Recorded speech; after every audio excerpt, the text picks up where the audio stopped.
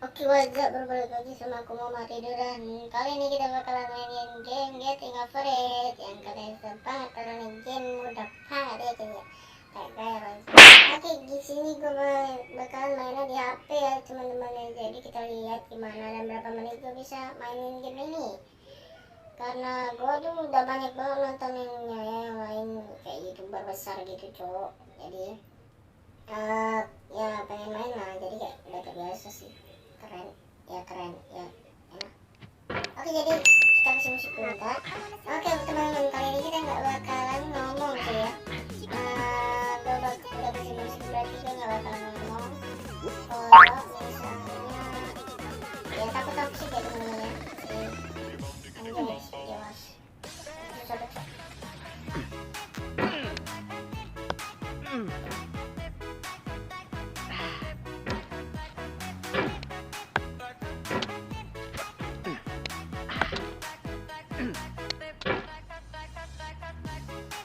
Ini BTW teman-teman, gue gak bakalan cut video ini, jadi murni gue main. Kita lihat Spending an hour in the menit. If you won some money at the casino, you only put all your winnings on red, but it came up black. If you got your best shirt dry cleaned before a wedding, and then immediately dropped it. If you won an argument with a friend, and then later discovered that they just returned to their original view. Starting over is harder than starting up. If you're not ready for that, like if you've already had a bad day, then what you're about to go through might be too much.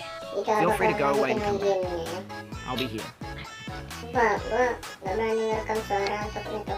Alright, thanks for coming with me on this trip. I'll understand if you have to take a break at any point. Just find a safe place to stop and quit the game. And don't worry, I'll save your progress, always, even your mistakes. This game is a homage to a free game that came out in 2002, titled Sexy Hiking.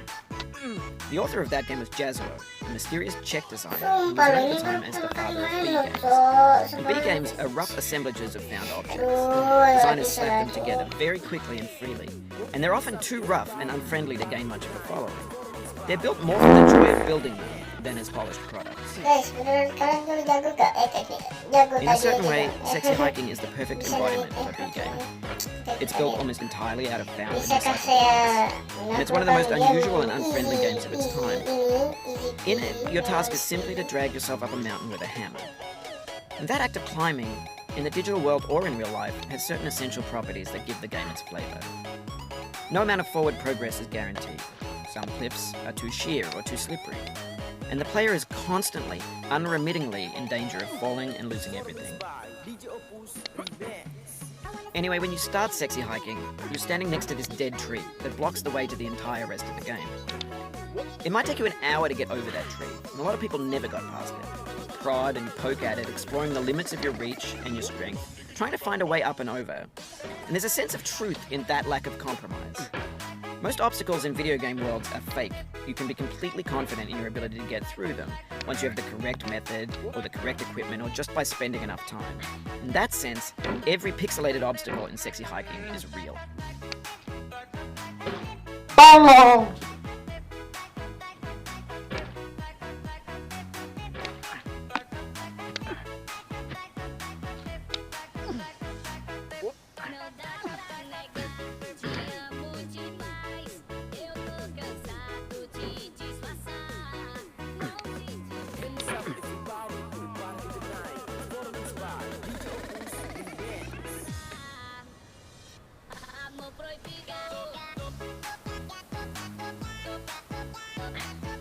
The obstacles in Sexy Hiking are unyielding, and that makes the game uniquely frustrating.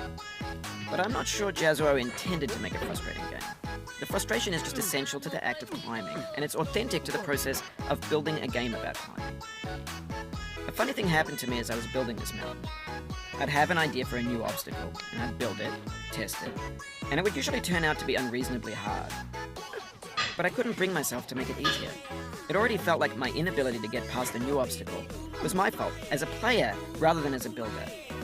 Imaginary mountains build themselves from our efforts to climb them, and it's our repeated attempts to reach the summit that turns those mountains into something real. When you're building a video game world, you're building with ideas, and that can be like working with quickset cement. You mold your ideas into a certain shape that can be played with.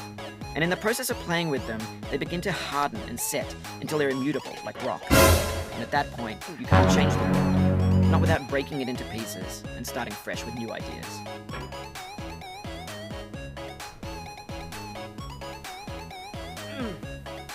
For years now, people have been predicting that games would soon be made out of prefabricated objects, bought in a store and assembled into a world. And for the most part, that hasn't happened, because the object...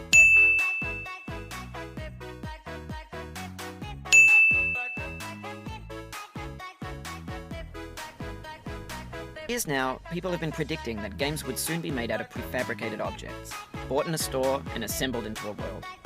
And for the most part, that hasn't happened, because the objects in the stores are trash. I don't mean they look bad or that they're badly made, although a lot of them are.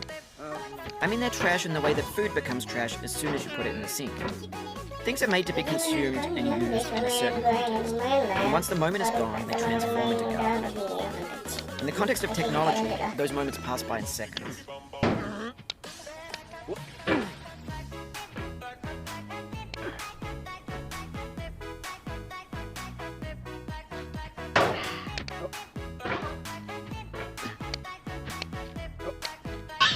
Over time, we've poured more and more refuse into the vast digital landfill that we call the internet. It now vastly outnumbers and outweighs the things that are fresh and untainted and unused. When everything around us is cultural trash, trash becomes the new medium, the lingua franca of the digital age. And you can build culture out of trash, but only trash culture. B games, B movies, B music, B philosophy.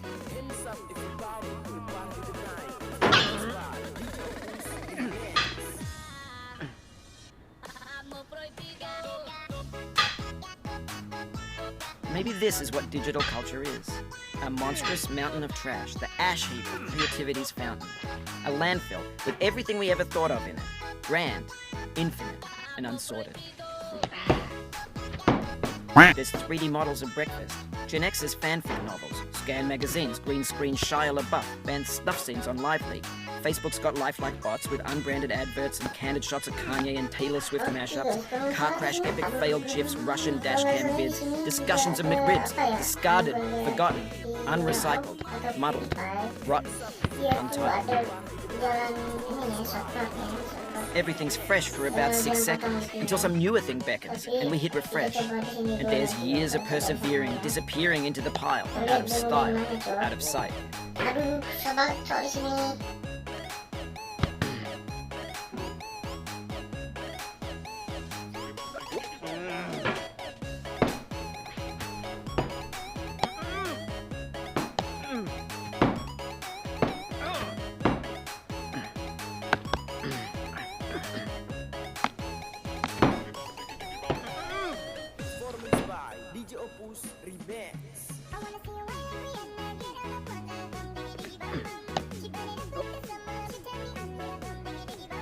In this context, it's tempting to make friendly content that's gentle, that lets you churn through it but not earn it. Why make something demanding if it just gets piled up in the landfill, filed in with the bland things?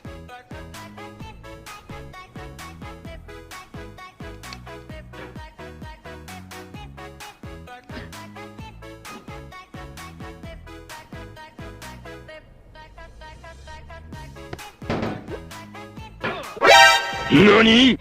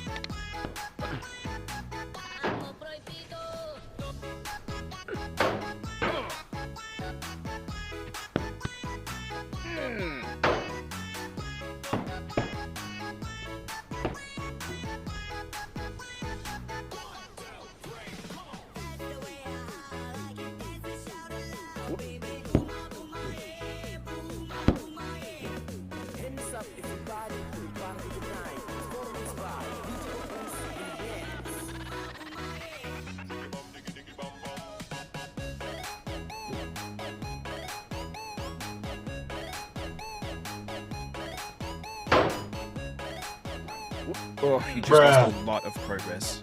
That's a deep frustration, a real punch in the gut.